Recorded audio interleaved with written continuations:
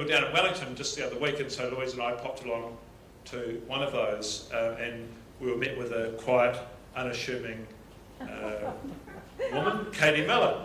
And then she popped up and started speaking, and she really brought the room alive, telling us her health coaching journey. So we thought we'd get a second speaker. So Katy's just graduates. Come up, Katy.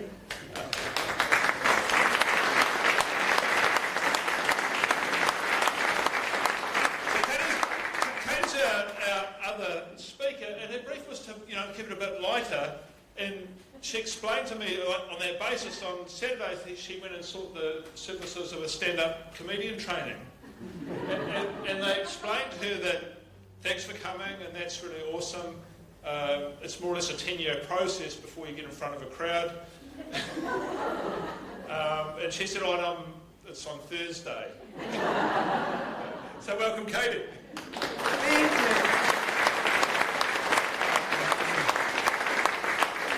Thank you. Yes, it's just about the Wellington Cafe. This is when I first met Grant and Louise in person, I think, and it was a very crowded sort of room. There were about 7 chairs and about 20 people, so it was kind of cosy. So we went around the table, and as each person spoke, they talked about their journey into health coaching, and it was amazing, like lots of inspiring and amazing stories. And then it was my turn. And they said, how did you get here? And I said, well, I took the train because it's just over there, and it's cheaper this hour of the morning, it's quite early.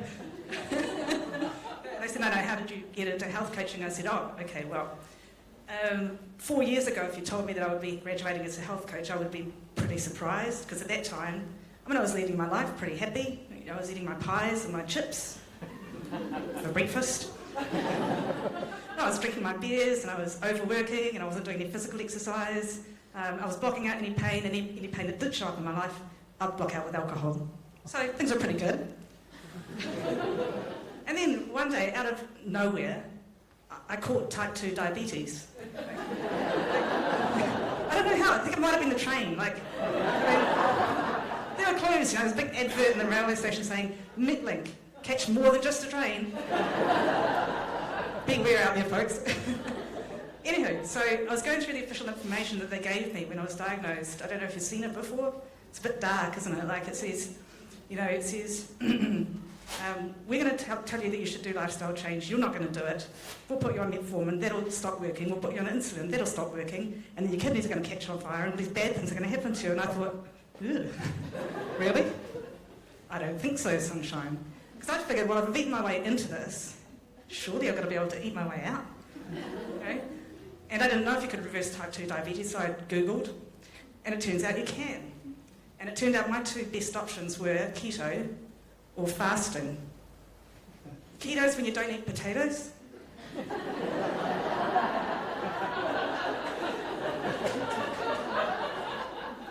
Fasting's when you don't eat.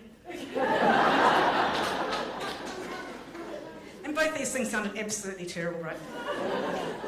So I did both of them. And before long, the weight just started melting off, and my HbA1c was plummeting from, well, I won't say what it was, but if it was an exam result, I would have been pretty happy with it. Down to normal within 3 months. And I'm like, wow, this is kind of amazing. And it felt really well, and all of a sudden my body wanted to do different things. It wanted to move. And I had these strange thoughts like, ooh, I could go running. I thought, oh, but I don't run. I thought, well, maybe I do now. So I stuck on my running shoes, off I go, and having a great time, in my neighbourhood. And so I put a photo on Facebook, of me running, and the captain of the dragon boating team at work sees it and says, oh, you should do dragon boating. And I went, ooh, but I don't do dragon boating. I thought, well, maybe I do now, so I get the dragon boat. It's great fun. Dragon boaters in the room unite. Meet me later, thank you. And then I put a photo of me dragon boating onto Facebook. That was right before I dropped my phone in the harbour, never mind, got a new one. And at that time, the Nine Eye Football Club was looking to put together a women's team for the first time in like 30 years. They were so desperate for players that I got called up to this, invited to a kick around, and thought, well, I don't play football. And I thought, well, maybe I do now. Turns out I do, fellas. I don't play it well. I'm actually the worst striker in Wellington, I can prove that. Because I think I'm the only one that has had 2 seasons with no goals. Oh, I tell a bit of a lie, there was one, but it doesn't count. A couple of reasons. First, it was during a friendly, so yeah. And second, because I wasn't playing striker that day, I was actually deep in defence. Now that would be really impressive if they hadn't gone straight to the back of my own team's net. Oh, we laughed. Anyway, so I'm feeling great, I'm feeling vital, I'm feeling alive. And I'm thinking, but this is not over yet, this is personal now. Type 2 diabetes tried to kill me. I'm after it, I'm going to fight this disease on a larger scale. And so I started to tell all my friends and family about keto and fasting. I work in a university, so I did this in the form of a lecture. It was a good lecture, had footnotes, references, all manner of scholarly apparatus, great. Most people left halfway through though. There was one guy, he didn't even last 3 hours. I'm thinking, this is rude at this point. I'm not even up to insulin resistant guy. Well, never mind.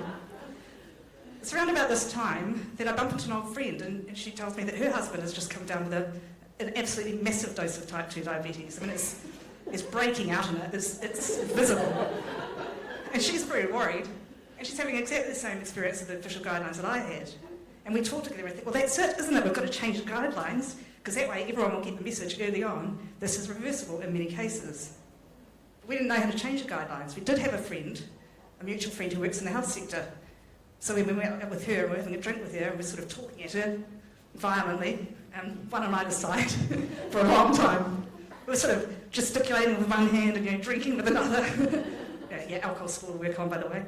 And eventually she cracked and she said, well, I don't know what you think I can do about it.